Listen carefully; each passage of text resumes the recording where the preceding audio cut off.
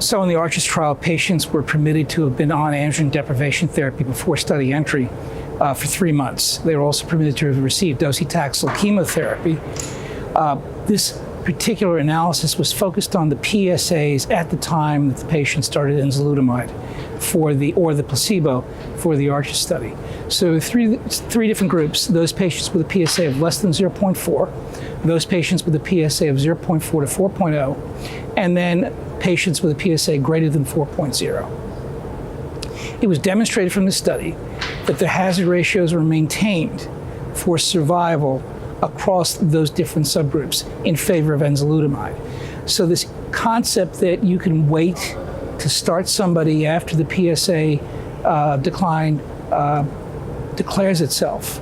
In other words, if a patient does not really decline their PSA back down to less than 0.4 or even less than 0.1, really doesn't make sense, because the benefit for enzalutamide is preserved across all of those different PSA groups.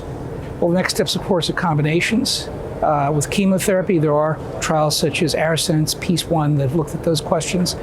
We still haven't really answered the question as to whether you need both at this particular point, although it seems that both do seem to help these patients. So I think the next steps are to look at different combinations and also identify subgroups that may benefit more from one different treatment rather than the other.